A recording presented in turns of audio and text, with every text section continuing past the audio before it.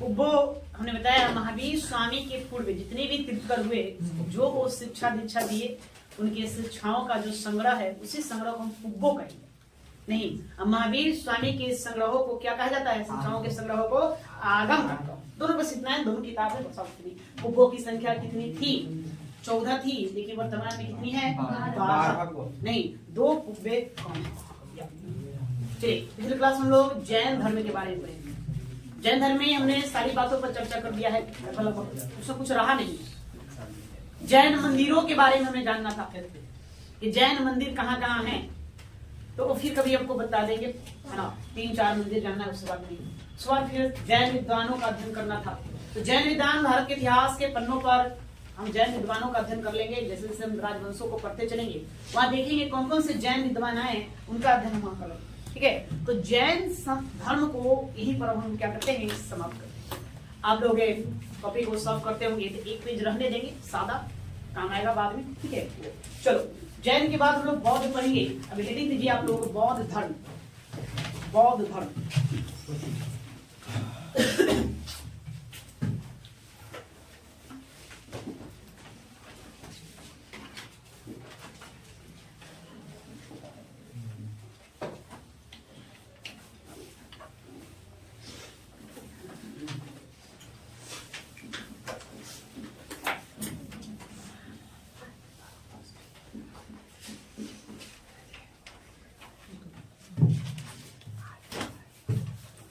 बौद्ध धर्म। देखिए, हमने बताया था कि 6ठी शताब्दी ईसा पूर्व जहां पर आकर के उत्तर वैदिक काल समाप्त होता है और दूसरी नगरीय क्रांति का जन्म होता है। दूसरी नगरीय क्रांति का जन्म होने के साथ साथ धार्मिक आंदोलन भी चल पड़ते हैं। तो उन्हीं 6ठी शताब्दी ईसा पूर्व जो धार्मिक आंदोलन का प्रारंभ हुआ था, उन्हीं धार्मिक आंदोलनों का ही परिणाम है कौन? बौद्ध धर्म। उसी धार्मिक आंदोलनों का ही उपज है बौद्ध धर्म। बौद्ध धर्म जो है एक बेहतर मानव बनाने के लिए बहुत ही अच्छा धर्म माना गया है। आज वर्तमान में जान रहे हैं कि बौद्ध धर्म को कई सारे देश अपने बड़े स्तर पर अपनाए हुए हैं। इसको अपनाने वाले आज भी दुनिया के कई सारे देश हैं। यह भारत भूमि से शुरुआत होकर के विदेशों तक फैला। खास करके दक्षिण पूर्व एशियाई देशों में जाएंगे, जैसे कंबोडिया, लाओस, वियतनाम, थाईलैंड। इन देशों में आपको कौन सा धर्म है? बौद्ध धर्म ही देखने को मिलता है। चीन जो सर्वाधिक जनसंख्या वाला देश है, वो भी क्या बनाता है? अपनाए हुए है बौद्ध धर्म को। तभी इन्हीं बौद्ध धर्म के बारे में जानना है, क्या है क्या नहीं है। इसका भी बारी बारी से सभी बातों पर अध्ययन हम लोग करेंगे। ठीक है, तो पहले थोड़ा सा कुछ लाइन लिखिए, उसके बाद हम सब लिखो।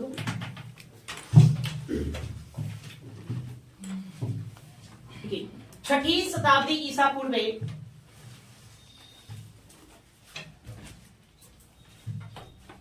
6ठी शताब्दी ईसा पूर्व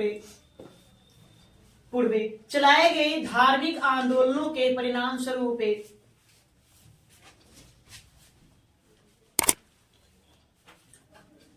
6ठी शताब्दी ईसा पूर्व चलाए गए धार्मिक आंदोलनों के परिणाम स्वरूप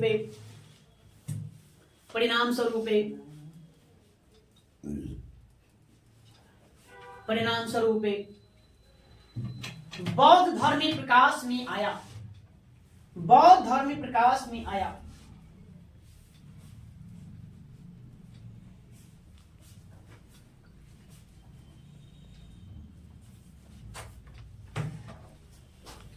यह धर्म मानवतावाद का सबसे अच्छा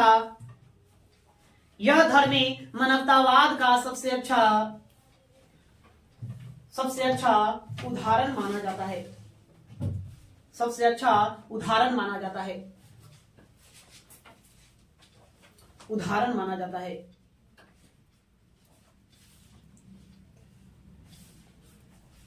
उदाहरण माना जाता है।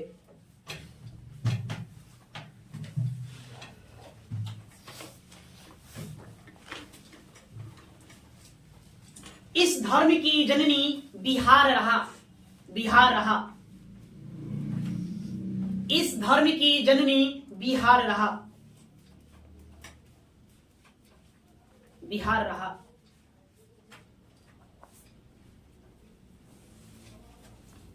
वर्तमान में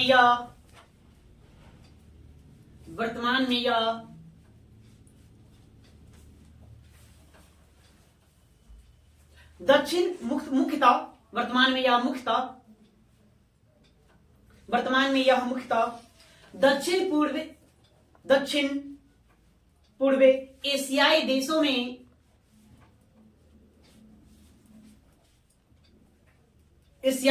में अधिक प्रचलित है। अधिक प्रचलित है।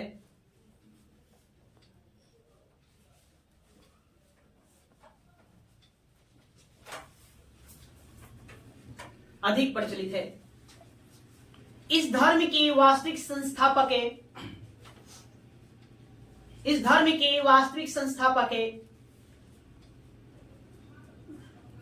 गौतम बुद्ध है। गौतम बुद्ध और एक साइन देकर आप महात्मा बुद्ध भी लिखिए। गौतम बुद्ध या महात्मा बुद्ध थे। महात्मा बुद्ध थे।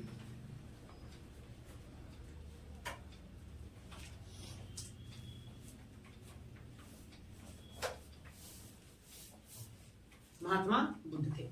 चलिए ये हो गया। वही पहले हम लोग महात्मा बुद्ध के बारे में कुछ जानेंगे, उसके बाद आगे बढ़ेंगे।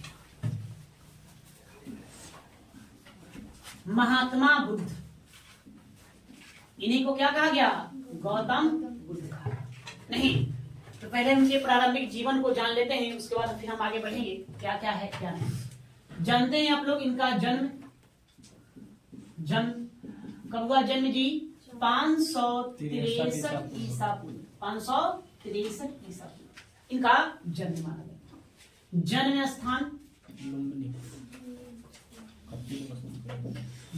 स्थान इनका लुम्बिनी है। लुम्बिनी कपिल वस्तु, जगह का कपिल वस्तु नेपाल की तराई में कपिल वस्तु।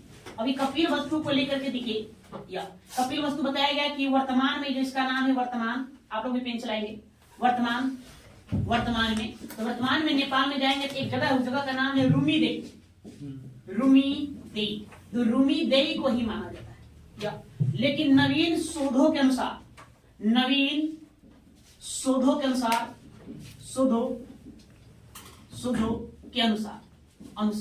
वर्तमान में जो नवीन शोध किए गए हैं, नवीन शोध में जो आजकल के कुछ विद्वान ऐसे हैं जो बताते हैं कि ये जो रूमी देई बताया जाता है कपिल वस्तु कहाँ है, इसको लेकर के इतिहासकारों में मतभेद वाली बात है, विवाद वाली बात है। ऐसे समान तौर पे आप ज्यादातर किताबों में देखेंगे कि कपिल वस्तु वर्तमान में रूमी देई में है। कहाँ रूमी देई है? कहाँ? तो नेपाल में वहां है। लेकिन नवीन शोधक के अनुसार इस कपिल वस्तु को बताया जाता है कि यह पीपर हवा एक स्थान है। कहाँ? उत्तर प्रदेश में, यूपी में, नेपाल से सटा हुआ एक प्रांत है पीपर हवा। तो पीपर हवा ही जो है वही उस समय का क्या था? कपिल वस्तु हुआ करता था। गौतम बुद्ध नगर, उसका नाम गौतम बुद्ध नगर रखा गया। गौतम बुद्ध नगर में पीपर हवा को ही क्या बताया जाता है? कपिल वस्तु बताया जाता है। बात समझ के? तो कपिल वस्तु कहाँ है तो आपको क्या बताना है? तो रूमी देई। नवीन शोधों के अनुसार है उत्तर प्रदेश का पीपर हवा, इसको लेकर के मतभेद किया। बचपन का नाम इनका क्या हुआ? बाल नाम बचपन का नाम। हाँ बिल्कुल सही बात है भाई, सिद्धार्थ नाम है, सब लोग आप जानते हैं सिद्धार्थ। ठीक है। इनके जो पिता हुए, पिता का नाम सुद्धोधन जो थे, यही कपिल वस्तु में शाक्य गण के मुखिया थे ना। कपिल वस्तु के कौन थे? या कपिल वस्तु के शाक्य गण के मुखिया शाक्य गण के मुखिया थे। इसको आपको ध्यान में रखना है। इनकी जो माता माता का नाम महामाया देवी। कहा जाता है कि जब गौतम बुद्ध का जन्म हुआ था, सिद्धार्थ का जन्म हुआ था, अपने जन्म के ठीक 7वें दिन इनकी माता का निधन हो गया। माता के निधन के बाद इनका जो लालन पालन मतलब पालन पोषण इन्हीं की अपनी बीमाता ठीक है, सही बात है, आप जानते हैं है ना। बीमाता कौन? प्रजापति गौतमी के द्वारा किया गया था। प्रजापति गौतमी के द्वारा किया गया था। एक कौन थी? देखिए हम सुनने शब्द का प्रयोग वी माता मतलब उनकी माँ और मौसी, उनकी सौतेली माँ और कौन होगी? मौसी से, है ना। जैसे ही महामाया देवी का निधन हुआ था, उनके जन्म के 7वें दिन उनके लालन पालन को देखते हुए महामाया देवी की बहन भी प्रजापति गौतमी, उन्हीं के साथ उनका विवाह किससे हो गया, सुदोधन से। यही उनका लालन पालन के, तो ये इसलिए को बीमाता कहेंगे। सौतेली माँ प्लस में ये मौसी भी हुई, इनको क्या कहेंगे, बी माता कहेंगे। ये आपको ध्यान में रखना है। इनका विवाह विवाह विवाह इनका विवाह हुआ था यशोदा के साथ। यशोदा यशोधरा कौन बताएगा, गुड, यशोधरा के साथ। यशोदा कौन, महावीर स्वामी की पत्नी, गुड, महावीर स्वामी की पत्नी है ना। इनका विवाह यशोधरा के साथ हुआ था, ठीक है। यह यशोधरा जो थी यह कोलिये गणराज की राजकुमारी थी। कोलिये गण की राजकुमारी, गण की राजकुमारी थी, राजकुमारी कुमारी, ठीक है। यशोधरा के साथ ही इनका विवाह हुआ था। कहा जाता है कि जब महावीर स्वामी का जन्म हुआ तो जन्म के बाद इनके दरबार में एक साधु आया था, है ना। उस साधु का नाम कौंडिल। दो साधु थे, एक का नाम कौंडिल हुआ और एक था है ना कालदेव। एक का नाम क्या था, कालदेव। ये दोनों लोगों ने मिलकर भविष्यवाणी किया था। कहा जाता है कौंडिल और कालदेव ने भविष्यवाणी किया था, है ना, गौतम बुद्ध को देखकर। कहा था कि यह बालक या तो यशस्वी सम्राट बनेगा, इसका राजा के तौर पे इसका नाम बिल्कुल दूर दूर तक फैलेगा, नहीं तो यह मतलब कि एकदम या क्या एक सन्यासी बनेगा, एक तपस्वी बनेगा। यदि ये घर में रह गया तो फिर तो सम्राट बनेगा, नहीं तो घर के बाहर निकल गया और सन्यासी बन गया तो फिर कहना नहीं है, या एक तपस्वी बनेगा, इसका भी उसका नाम है। मतलब दोनों स्तर पर इसका नाम होना ही होना तय है। गौतम बुद्ध बचपन से ही चिंतनशील प्रवृत्ति के थे, बड़ा ही चिंता में डूबे रहते, बड़ा ही मौन धारण किए रहते। उनके पिता सुद्धोधन उनके चिंतनशील प्रवृत्ति को देख करके कई तरह के उपाय किए ताकि इसका मन लगे, राजपाट में मन लगे, गृहस्थ जीवन में इसका मन लगे। कई तरह के उपाय किया करते थे। उसी को देखते हुए 15 वर्ष की अवस्था में उनका विवाह यशोदा के साथ करवा दिया। यशोदा के साथ विवाह हुआ, इनका एक पुत्र प्राप्त होगा। पुत्र का नाम रखेंगे राहुल। क्या नाम रखेंगे, राहुल। जैसे पुत्र की प्राप्ति हुआ तो सुने कि मेरा एक बेटा हुआ है, उनके मुंह से राहु शब्द निकल रहा है। राहु मतलब बाधा, राहु मतलब बाधा होता है, मतलब एक और मुंह माया वाली बात। उनका कहना ये था कि फिर तमाम मुंह माया पड़ गए, तो विवाह करवा दिए तो उसमें मुंह माया पड़े हुए, अब फिर राहुल, वही पुत्र राहुल का इनका, इनके पुत्र का नाम क्या हुआ, राहुल। आपको ये याद रखना है। ये अब गृह त्याग कर देंगे। क्या कर देंगे, गृह त्याग। तो कब, तो 29 वर्ष की अवस्था में, 29 वर्ष की अवस्था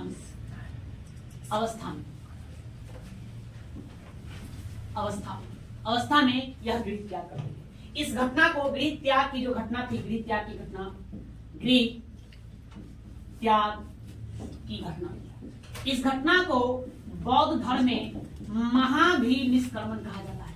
महाभी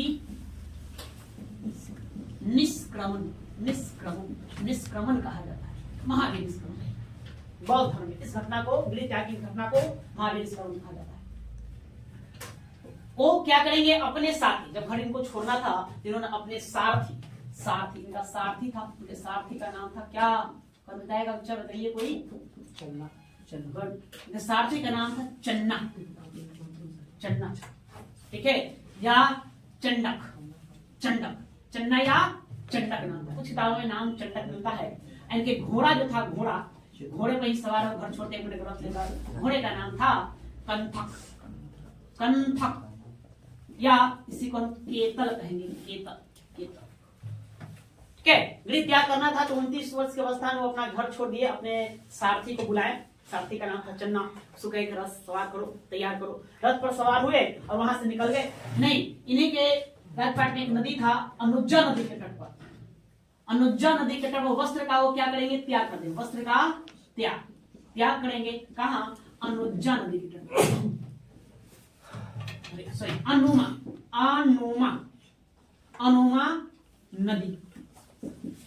नदी के तट पर वो क्या करेंगे, अपने वस्त्र का वो त्याग कर देंगे। वस्त्र के त्याग करने के बाद वो आगे बढ़ते हैं, वैशाली जाएंगे। वैशाली में इनके प्रथम जो गुरु है, प्रथम गुरु, आपसे पूछा जाएगा कि इनके बताइए कि प्रथम गुरु कौन है। प्रथम गुरु जिनके जो प्रथम गुरु थे उनका नाम था आलार कलाम। आलार कलाम ये सांख्य दर्शन के गुरु थे। कौन सा दर्शन? सांख्य दर्शन। सांख्य दर्शन के गुरु थे। या उसके बाद फिर उनके दूसरे गुरु होंगे, एक दूसरी बार फिर से शिक्षा लेंगे, ठीक है। तो दूसरा गुरु उनका नाम था रामपुत्र दत्ता। रामपुत्र, क्या नाम था? ठीक है, वही रुद्रक रामपुत्र दत्ता, वही नाम है, दोनों वही है। चलो भाई, रुद्रक रामपुत्र की जब तुम लोग को याद है वही याद करो। रुद्रक रामपुत्र, इनसे यह योग दर्शन में शिक्षा लेंगे। योग दर्शन यहां से भी संतुष्ट ना हुए वो और आगे की ओर बढ़ते गए और ये पहुंचेंगे फिर कहां? उर्वेला, तो वर्तमान में जो गया कहलाता है, वहीं पर उनको ज्ञान प्राप्त होगा। ज्ञान प्राप्ति स्थल। चलो आगे देखते हैं। महामाया देवी कोलीय वंश की, और वो भी कोलीय वंश है, वो भी दोनों कोलीय वंश रहेगी, है ना। ये महामाया देवी जो है ये भी कोलीय वंश की थी, ठीक है। कोलीय गण, ये कोई भी कोलीय वंश की थी, कोलीय वंश की थी दोनों। यशोधरा भी कोलीय वंश की।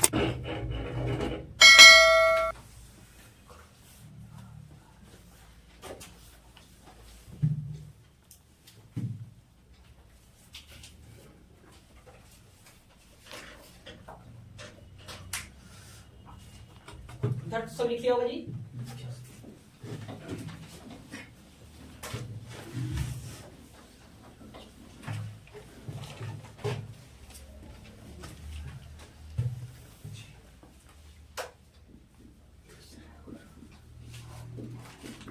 ज्ञान प्राप्ति स्थल, ज्ञान प्राप्ति स्थल, जहां इनको क्या हुआ? ज्ञान की प्राप्ति हुआ।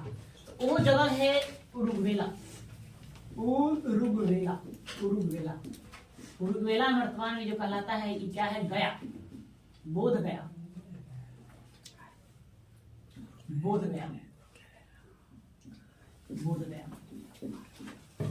उरुग्वेला में निरंजना नदी के किनारे, नदी का नाम निरंजना नदी के तट पर साल वृक्ष के नीचे, पीपल वृक्ष के नीचे, पीपल वृक्ष के नीचे, है ना, वैशाख पूर्णिमा के दिन, पूर्णिमा के दिन,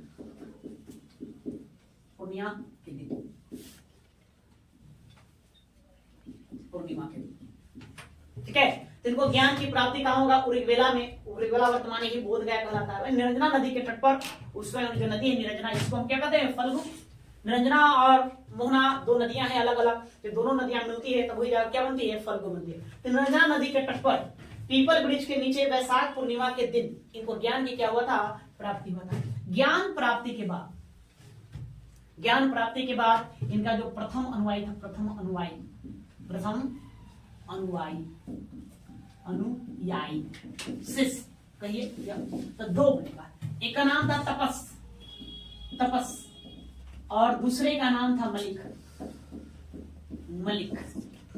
तपस और मलिक, ये दो क्षुद्र थे, इन्हीं को अपना अनुयायी बनाएंगे। प्रथम उपदेश, ये पहली बार अपना उपदेश देंगे। प्रथम उपदेश यह सारनाथ है। कहां? सारनाथ है। इसकी नोट करिए, उसके बाद फिर हम बारीकी से देखेंगे सबको।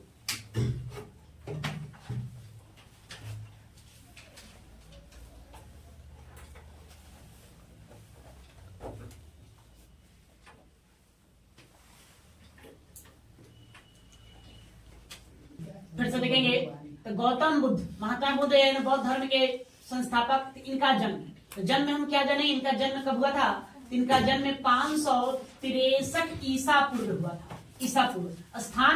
स्थान तो वो कपिल वस्तु लुम्बिनी एक कपिल वस्तु में इनका जन्म हुआ।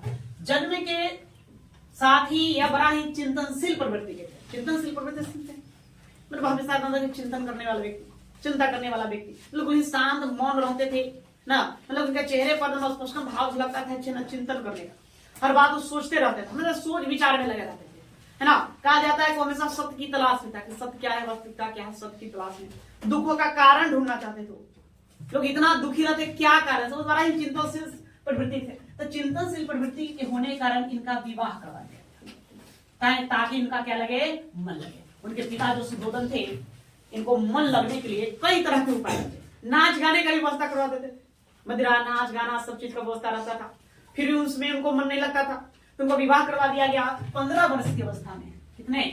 15 वर्ष में, 15 वर्ष।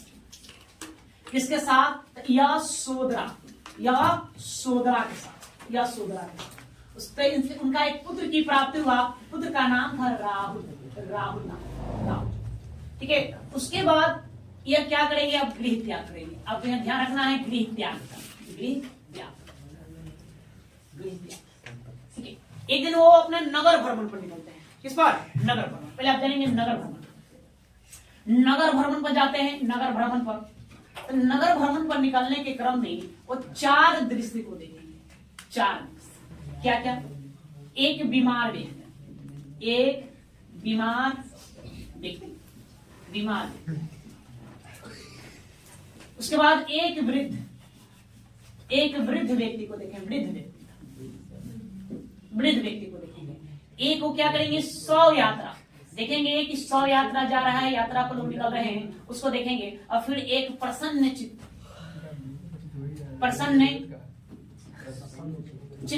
सन्यासी, साधु कहिए, साधु को देखेंगे, साधु, इसको देखेंगे, ठीक है। वो यहाँ जब नगर भ्रमण निकले तो उन्होंने इनके सामने 4 दृश्य देखा कि एक बीमार व्यक्ति, बीमारी के कारण रहा, कष्ट में है, तकलीफ में, खांस रहा है, वो बीमारी से, चेहरा बिल्कुल उसकी प्रसन्नता नहीं है, वो दुखों से झेल रहा है, जूझ रहा है। दूसरा उन्होंने कि वृद्ध व्यक्ति को, जो वृद्धावस्था में मरने के कगार पर है, अपनी मौत की इंतजार कर रहा है, उसकी भी स्थिति वैसे ही खराब है। या 100 यात्रा देखे कि लोग मतलब एक वृद्ध व्यक्ति को लेकर के जा रहे हैं, 100 यात्रा पर जा रहे हैं। उन्होंने जाना क्या सबका अंत में यही हाल होने वाला है, सबको क्या है, मृत्यु को ही प्राप्ति करना है वो। उसके बाद फिर एक प्रसन्न चित्त साधु को देखे, चौथी बार देखे वो प्रसन्न चित्त साधु, एक साधु देखे, सन्यासी के चेहरे पर बड़ा ही प्रसन्नता थी, प्रसन्नता का भाव था। उसी प्रसन्नता को भाव को देखकर इनके भी मन में वैराग्य की भावना और बलवान हो गई। पहले से सोच रखे थे कि हमको भी भविष्य में क्या करना है, सन्यासी बनना है, हमेशा चिंता में लगे रहते थे, सन्यासी बनने की फिराक में थे। लेकिन जब साधु को देख लिए तो और उनकी इच्छा जो है और प्रबल हो गई। सोचे क्या, चलो भाई हम भी क्या बन लेते हैं, सन्यासी बन लेंगे। इसीलिए क्या करेंगे, गृह त्याग कर देंगे, गृह त्याग। एक रात की बात है, अपना वो राजमहल में अपना प्रोग्राम था, वही और कई अप्सराओं का नृत्य था। नृत्य होने के बाद वो अपने वही नृत्य देखते देखते सो गए। सोने के बाद जब वो अपने रात्रि के वो तीसरे प्रहर में उठे तो देखे कि जो नर्तकी लोग थी तो अस्त व्यस्त व्यवस्था में जहां तहां पड़ी हुई थी, देखने में बड़ा ही विकराल लग रही थी। ऐसे देखे उनकी सुंदरता देखने को कहना नहीं था, हाँ, लेकिन जब वो अस्त व्यस्त अवस्था में सोई थी तो उसको देखने में बड़ा ही विकराल डरावना लग रही थी। डरावना सीन को देख करके वो अपने शयन कक्ष में गए जहां उनकी पत्नी यशोधरा सो रही थी। यशोधरा, एक बार यशोधरा को देख लेते हैं, एक बार अपने पुत्र राहुल को देख लेते हैं। देखने के लिए तो गए, लेकिन फिर उन्होंने देखा नहीं, बाहर से झांक करके छोड़ दिए, मुंह देखना और मुंह माया में पड़ जाना। उसके बाद उन्होंने अपने संन्यास धारण करने का बिल्कुल मन बना लिया और अपने सारथी चन्ना को बुलाएंगे। किसको बुलाएंगे? चन्ना। नहीं, ये जो अवस्था थी उनका, ये 29 वर्ष का अवस्था, तो 29 वर्ष की अवस्था में वो क्या करेंगे, गृह का त्याग कर देंगे। अपने सारथी चन्ना, सारथी चन्ना, चन्ना को बुलाते हैं। इनका जो घोड़ा था, घोड़ा, उसी घोड़े पर सवार होंगे, घोड़े का नाम था कंथक, कंथक, सारथी चन्ना और घोड़ा कंथक। अब यहाँ ध्यान रखना उसको। और वहां से वो गृह का त्याग कर देंगे, वहां से चले जाएंगे अनोजा नदी के तट पर। कहाँ? सॉरी, अनोमा। उनके राज्य के बाहर एक नदी था, उसका नाम था अनोमा नदी। अनोमा नदी के तट पर यही गए और यही पर क्या करेंगे, राजसी जो वस्त्र है, वस्त्र का त्याग कर देंगे, वस्त्र का त्याग। और गेरुआ वस्त्र धारण कर लेंगे, गेरुआ वस्त्र। अपने सारथी चन्ना को कहेंगे कि तुम वापस लौट जाओ। जितने भी राष्ट्रीय पोशाक था, सही पोशाक उतार दिए, जो भी आभूषण थे उनके ऊपर वो आभूषण को उतार दिए। कहा जाता है अपना बाल भी वही मुंडवा लेंगे। मुंडवाने के बाद वो अपना कसिया रंग का वस्त्र था, वही गिरुआ वस्त्र धारण कर लेंगे, अपने आप को वैराग घोषित कर देंगे, सन्यासी कर देंगे। सारथी को आप वापस जाइए, राजमहल में जाकर बोल देना कि हम क्या बन गए हैं, सन्यासी बन गए हैं। वहां से वो क्या करेंगे, आगे की ओर बढ़ जाएंगे। ये जो गृह त्याग की जो घटना है, इसी घटना को बौद्ध धर्म में क्या कहा जाता है, महाभी निष्क्रमण कहा जाता है। महाभी निष्क्रमण, निष्क्रमण कहा जाता है, महाभी निष्क्रमण। क्यों महाभी निष्क्रमण कर दिए, और गृह का त्याग किए थे घोड़े पर सवार होकर, इसलिए गृह त्याग का जो चिन्ह है, गृह त्याग का जो चिन्ह है, उस चिन्ह को कहा जाता है घोड़ा। और चिन्ह क्या है, घोड़ा है, ठीक है, घोड़ा। यह सब अपना घर त्याग किया। घर त्याग करने के बाद वो सबसे पहले पहुंचेंगे वैशाली, कहा जाता है ऐसे भटकते हुए वो वैशाली है, वैशाली। वैशाली में यहां पर इनकी मुलाकात होगा किनसे, अलार कलाम से, जो इनके प्रथम गुरु बनेंगे, प्रथम गुरु अलार कलाम के पास जाएंगे, अलार कलाम इनके पास जाएंगे, और इनसे इन्होंने सांख्य दर्शन का शिक्षा लिया। सांख्य दर्शन का शिक्षा लेंगे। लेकिन कहा जाता है कि वो इससे संतुष्ट नहीं है, इनको जो चाहिए उसकी प्राप्ति नहीं है, वो ज्ञान की प्राप्ति हुआ नहीं। फिर भी वहां से उनको भी त्याग कर देंगे, और ये आगे बढ़ते हुए, ठीक है, वो फिर से मतलब एक और इनके जो दूसरे गुरु थे, दूसरे एक और व्यक्ति के बजाय पास जाएंगे, दूसरे गुरु। उनका नाम क्या नाम था, रुद्रक रामपुत्र। उनका नाम था रुद्रक रामपुत्र। इनसे फिर वो क्या करेंगे, शिक्षा लेंगे। किसका, तो योग दर्शन का शिक्षा लेंगे, योग दर्शन का शिक्षा लेंगे। लेकिन यहां से भी वो संतुष्ट ना हो, अपने आप को यहां भी संतुष्ट न कर पाए, इसलिए वो आगे बढ़ते हुए फिर पहुंचेंगे उरुगवेला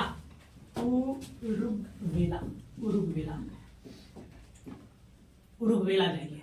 यहाँ गया, जो वर्तमान में क्या कहलाता है, गया कहलाता है। वर्तमान में जो यही है बोध गया, ये क्या है, वर्तमान में यह बोध गया है, यही बोध गया। यहाँ पे इनको और अन्य 5 साथी मिले, 5 साथी मिले। ये वो 5 ब्राह्मण साथी मिले, ये वो 5 ब्राह्मण जो साथी है अपना गृह त्याग कर चुके थे, सन्यासी बनने के चक्कर में। ये लोग, इन लोग को भी सन्यासी बनना है। उसमें एक का नाम था कौंडिल्य, दूसरे का नाम था बप्पा, भतिया, महामना, और एक और जो 5वां था साथी, उसका नाम था अस्तानी। 5 ब्राह्मण साथी। खुद सिद्धार्थ, अभी तो सिद्धार्थ है, ज्ञान प्राप्ति होगा तो क्या कहलाएंगे, गौतम बुद्ध कहलाएंगे। तो इन्होंने जो गृह त्याग किया था, गृह त्याग करने के बाद सबसे पहले कहाँ गए थे, अलार कलाम। ऐसे पहले भटकने के बाद कहते 5 साल ऐसे भटकते रहे। भटकने के बाद वो वैशाली पहुंचे और अलार कलाम से सांख्य दर्शन में शिक्षा ली, लेकिन वो संतुष्ट नहीं होता। फिर उसके बाद फिर वो रुद्रक रामपुत्र से मिले, उनसे योग दर्शन में वो शिक्षा लेंगे। वहां भी कहा जाता है कि वो अपने आप को सेटिस्फाई नहीं कर पाए, संतुष्ट नहीं पाए, तो वहां से फिर छोड़ करके वो कहाँ चले गए, जो वर्तमान में जो बोध गया कहलाता है वहां चले गए। उस समय उसका नाम था उरुगवेला। वहीं गए इनको और 5 ब्राह्मण साथी मिल गए। वो सभी सन्यासी बनने की फिराक में, बैरागी रूप धारण करने की फिराक में इधर उधर भटक रहा था। ये 5 का नाम था कौंडिल्य, दूसरे का बप्पा, तीसरे का भतिया, महामना और अस्तागी। इन 5 के साथ मिलकर ये लोग तप करने लगे। तब कहाँ कहेंगे, इसी उरुगवेला जो निरंजना नदी के तट पर था। कौन सा नदी, निरंजना नदी के तट पर था। इसी को हम क्या कहते हैं, आज वर्तमान में फल्गु कहते हैं, फल्गु नदी। उसी नदी के तट पर वहीं पर क्या करने लगे, तप करने लगे, तपस्या करते हुए समय बीत गया। उनका पूरा शरीर जो है एकदम कायाक्लेश हो गया, मैंने सूख कर ये हड्डियों का ढांचा बन गया। खुद तो ढांचा बने हुए हैं, और इनका जो 5 साथी था वो भी उसी प्रकार से। कहा जाता है कि इसी समय एक घटना घटती है, जो एक उरुगवेला था, उरुगवेला का जो नगरपति थे, वहां का जो शासक था नगरपति, उरुगवेला का नगरपति की जो पुत्री थी, पुत्री का नाम था सुजाता। उरुगवेला नगरपति पति की पुत्री, उसका नाम क्या था, सुजाता।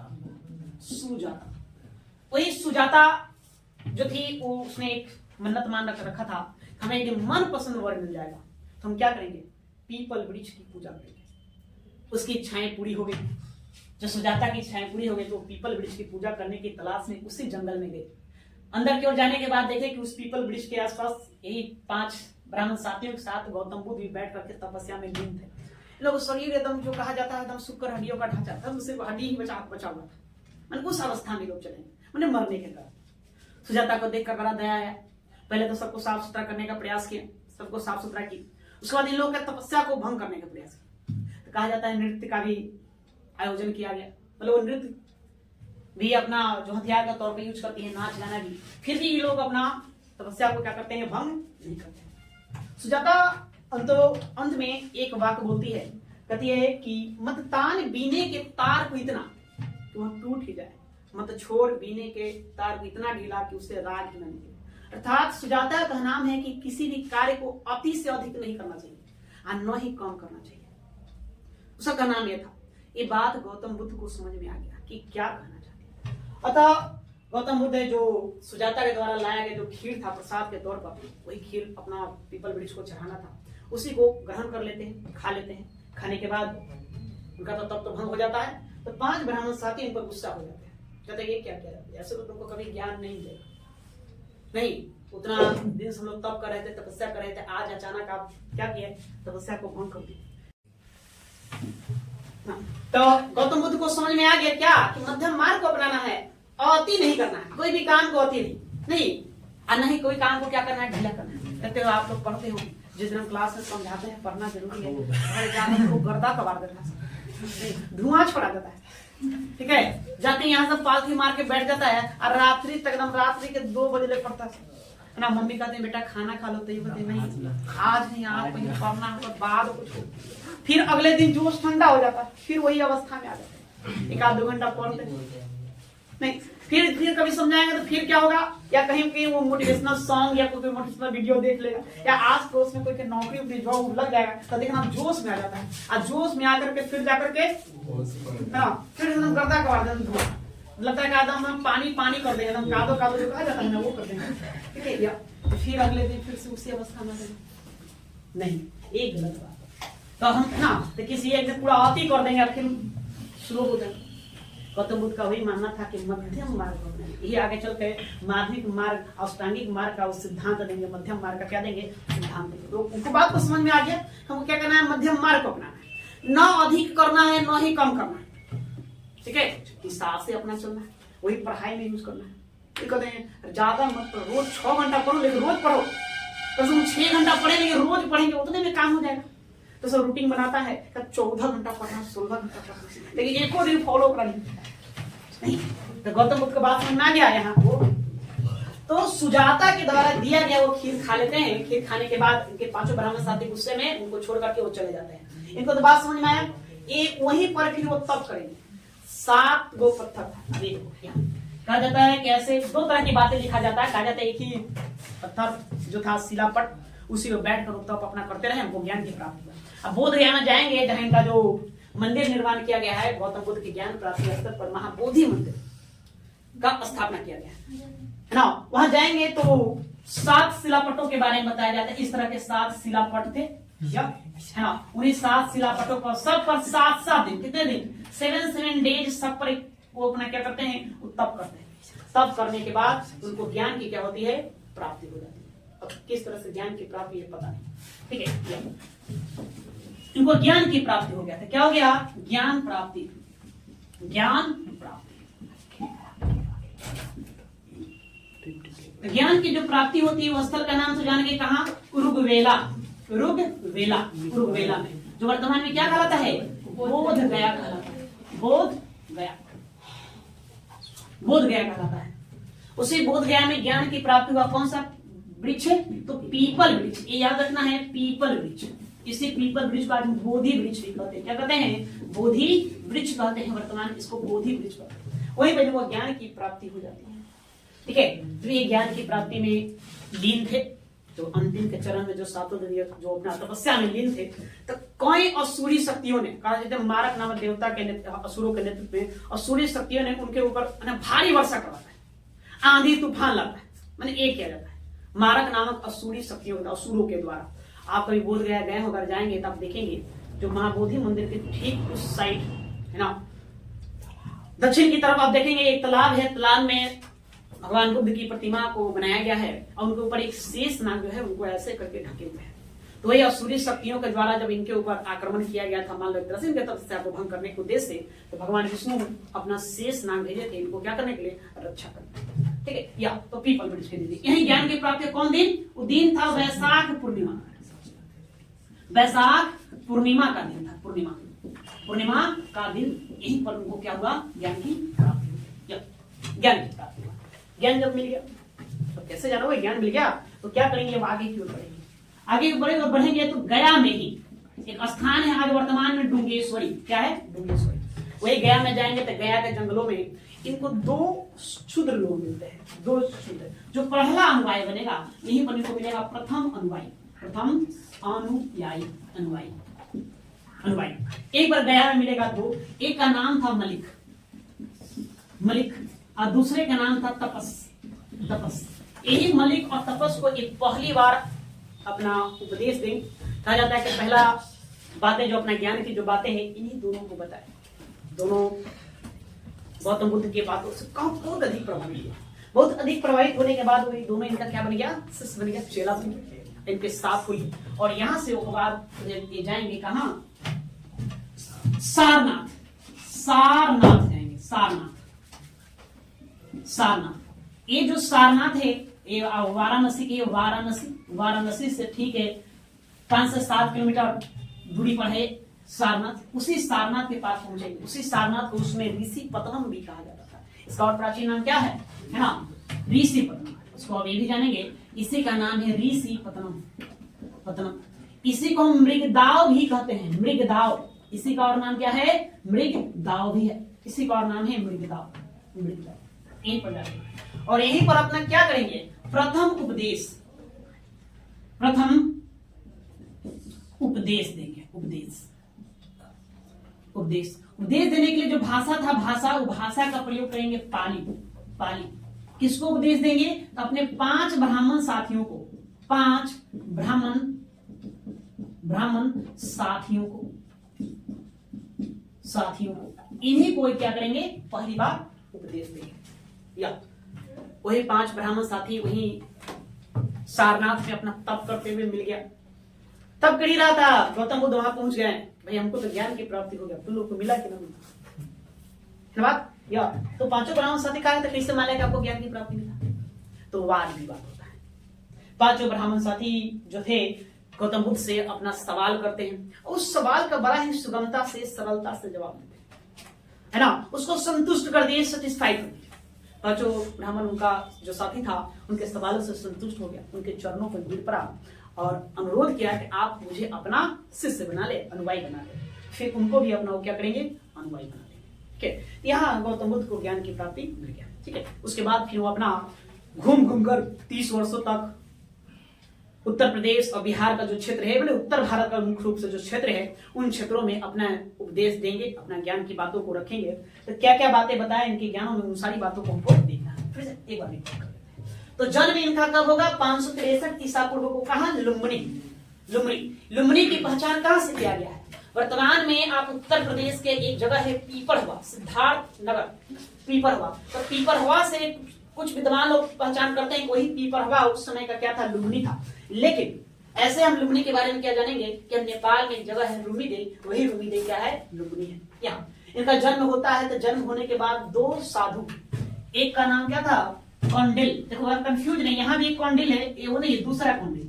एक का नाम था कौंडिल और एक कालदेव। ये 2 साधु उनके दरवाजे पर आते हैं, है ना, शुद्धोदन के महल में। अब बताते हैं कि यह जो बालक है या तो बड़ा होकर यशस्वी सम्राट बनेगा, नहीं तो एक महान सन्यासी है। महान क्या होगा, सन्यासी। महान मतलब कि तपस्वी बनेगा। ठीक है, इन्हीं दोनों के व्यक्तियों का क्या था, यह भविष्यवाणी था। भविष्यवाणी के बाद जैसे जैसे गौतम बुद्ध बड़े होते गए, बड़ा ही चिंतनशील प्रवृत्ति के दिखे। चिंतनशील प्रवृत्ति को देखकर उसके पिता शुद्धोदन ही बड़ा चिंता में रहने लगे। उनका मन लगे, संसारिक जीवन में मन लगने के लिए कई सारा उपाय किया गया उनके लिए। साथ ही उनका विवाह 15 वर्ष की अवस्था में यशोधरा के साथ करवा दिया गया, जिससे उनको राहुल नामक पुत्र की प्राप्ति हुई। एक दिन वो कहां निकले, नगर भ्रमण पर निकले। नगर भ्रमण पर निकलने के बाद वो 4 दृश्य देखते हैं। एक बीमार व्यक्ति, एक वृद्ध व्यक्ति, एक शव यात्रा और एक प्रसन्नचित्त साधु। चारों को देखने के बाद है ना, प्रारंभिक का जो 3 देखे वो तीनों देखे, ये सब ये बड़ा ही दुखी है, दुखी अवस्था में, ये सब कष्ट से घिरा हुआ, कष्ट पीड़ा ही पीड़ा झेल रहा है, दुखों का मार झेल रहा है। लेकिन ये जो साधु जो था, प्रसन्नचित्त साधु, उसके चेहरे को कहना नहीं, वो सन्यासी के चेहरे पर अद्भुत ही प्रसन्नता थी। उसके चेहरे की प्रसन्नता को देख करके गौतम बुद्ध में सन्यासी बनने की, है ना, वैरागी बनने की भावना और बलवान हो गई, बलवती हो गई, है ना। वो उसी दिन समझो वो तय हो गया कि वो भी क्या बनेंगे, सन्यासी बनेंगे। तो एक दिन समय आया कि 29 वर्ष की अवस्था में वो अपनी पत्नी यशोधरा और पुत्र राहुल को सोते हुए अवस्था में छोड़ करके गृह त्याग दिए। इसके लिए अपने सारथी चन्ना को बुलाए। चन्ना, उसी चन्ना सारथी ने रथ तैयार किया। रथ में जो घोड़ा लगा, तो घोड़े का क्या नाम था, कंठक। उनका वो प्रिय घोड़ा था कंठक, ये पूछा जाता है ना, उनका घोड़े का क्या नाम था, कंठक। नहीं, उसी रथ पर सवार होकर अपने राज्य के बाहर निकले। उनके राज्य के बाहर में एक नदी था, अनुमा नदी। ऐसी अनुमा नदी को जल को लेकर के पड़ोस के राज्य से झगड़ा भी रहता था। नहीं, खून खराबा भी देखने को मिला था उसको लेकर के, और वो दुखी रहते थे। उसी है ना, अनुमा नदी के, इसकी पहचान उस तरह से की नहीं गई है, लेकिन ये भी बताया गया है वही सिद्धार्थनगर जो उत्तर प्रदेश है, वही उसी उत्तर प्रदेश में, यूपी क्या की है, यूपी, मतलब इसकी पहचान नहीं की गई है। उसी नदी के तट पर वो अपना राशि जो भी वस्त्र था वो सब त्याग देंगे, आभूषण वगैरह सब त्याग देंगे। कहा जाता है वहीं पर अपना बाल भी मुंडन करवा लिया, कसिया वस्त्र धारण कर, कसिया वही गेरुआ वस्त्र धारण करके और वैराग बन गए। बोले चन्ना को, अपने साथी को, कि आप यहाँ से लौट जाओ और बता देना कि हम सन्यासी बन गए। उसके बाद वो अपना भटकना शुरू करेंगे।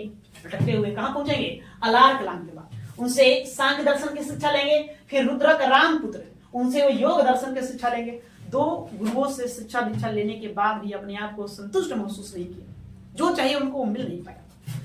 जिस चीज की वो तलाश में थे, सत्य की जो तलाश में, दुखों का कारण ढूंढ रहे थे, वो उनको मिल नहीं पाया। इसके बाद फिर वो आगे बढ़ते हुए कहाँ गए, उरुकबेला, जो वर्तमान में बोध गया कहा जाता है। यहीं पर के और 5 ब्राह्मण साथी मिल गए ना, कौंडिल, बप्पा, भदिया, महामना, अस्तागी। इन्हीं 5 के साथ मिलकर वो तपस्या में लीन हो गए। तपस्या में इस तरह से लीन हो गए, उनका पूरा शरीर काया क्लेश हो गया, वो हड्डियों का ढांचा बच रहे थे। अब बिना खाना पीना त्याग करके तप करना आसान वाली बात नहीं है, बड़ा मुश्किल था। या उसी में लिप्त हो गए। यह कहाँ स्थान, ये जगह थी निरंजना नदी के तट पर, जो वर्तमान में फल्गु कहलाता है। या उसी उरुकबेला जो नगर था, उसे नगरपति की जो पुत्री थी उसका नाम सुजाता था। सुजाता का अपना एक मन्नत तो मांग रखी थी, इच्छा, हमें मन पसंद वर मिल गया तो हम क्या करेंगे, पीपल वृक्ष की पूजा करेंगे। या उसकी छांव की पूर्ति होने के बाद वादे अनुसार वो भी अपना पीपल वृक्ष की पूजा करने के लिए उसी जंगल में जा पहुंची, जहां पर कौन तप कर रहे थे, गौतम बुद्ध। तो देखे कि यहाँ पर गौतम बुद्ध सहित 5 अन्य लोग यह तपस्या में लीन है। सुजाता देख करके विचलित हुई। उन लोगों का जो जंगल झाड़ चारों तरफ से जमाया था, सबको साफ सुथरा किए। उसके बाद उन लोगों को तप को तोड़ने का प्रयास की। उसके लिए उसने नृत्य का भी सहारा ली, गाने का भी सहारा लिया। ऐसा कहा कि किताबों में ऐसा लिखा गया है, सहारा ली, लेकिन उन लोग टस से मस नहीं हुए। फिर जाते जाते एक वाक्य बोली, उसी वाक्य से कौन, गौतम बुद्ध अपना तपस्या को तोड़ दिए और सुजाता द्वारा जो लाया गया जो खीर था, वो खीर वो ग्रहण करने के बाद उनके 5 जो ब्राह्मण साथी थे वो गुस्सा होने के बाद वो अपना चले गए। लेकिन गौतम बुद्ध को मूल बातें तो समझ में आ गया था कि क्या है क्या नहीं है, इसलिए उनको वहीं पर ज्ञान प्राप्ति हुआ। वहां से ठीक 7 है ना, 7 सप्ताह 7 जो पत्थर था शिला, उसी शिले को तप करेंगे। तप करने के बाद वैशाख पूर्णिमा के दिन उनको ज्ञान की क्या हो जाती है, प्राप्ति होती है। आप बोध गया जाएंगे तो उन पत्थरों को दिखाया गया है, वहां पर दिया गया है, बनाया गया है कि नींव पर बैठकर वो क्या करते थे, तप करते थे। ठीक है, अच्छा हाँ, न जाने तो अलग बात है, लेकिन वहां पर है बना हुआ। उसके बाद ज्ञान प्राप्ति के बाद वो गया, वहां से वो अपना रास्ता करते हैं, गया की ओर आए थे। गया के जंगलों में ही, आज वहाँ जगह का नाम है डुंगेश्वरी, गया के जंगलों में ही उनके देखे कि 2 शूद्र था जो लकड़ियां चुन रहा था, बीन रहा था। वो चुनते हुए लकड़ियों को उन्होंने अपना उपदेश दिया, बताया, समझाया, अपने ज्ञान की बातें बताए। इसमें एक का नाम मलिक था, दूसरे का नाम क्या था, तपस। ये दोनों उनका क्या बन जाएगा, अनुयायी बन जाएगा। और उसी अनुयायी के साथ वो कहाँ पहुंचेंगे, सारनाथ। तो मूल उपदेश यही सारनाथ में पहुंचते हैं, जहां उनके 5 ब्राह्मण साथी मिल जाते हैं तपस्या करते हुए। उन्हें अपने 5 ब्राह्मण साथियों को यह अपना प्रथम उपदेश देते हैं। उस उपदेश में वो लोग अपना वही वाद विवाद होता है। 5 ब्राह्मण साथी सवाल पूछता है, उनके सवालों को बड़ा ही सजगता से जवाब दिए, उसको संतुष्ट कर दिए। वो भी सभी सेटिस्फाई होने के बाद वो सभी उनका क्या बन गया, शिष्य बन गया। माना जाता है कि अब यहाँ से गौतम बुद्ध क्या करेंगे, अपना प्रचार प्रसार करना प्रारंभ करेंगे। ठीक है, बस समझ गए। ये इनकी प्रारंभिक कहानी है। बाकी और क्या है आगे हम अगले क्लास में देखेंगे। तब इतना ही रखने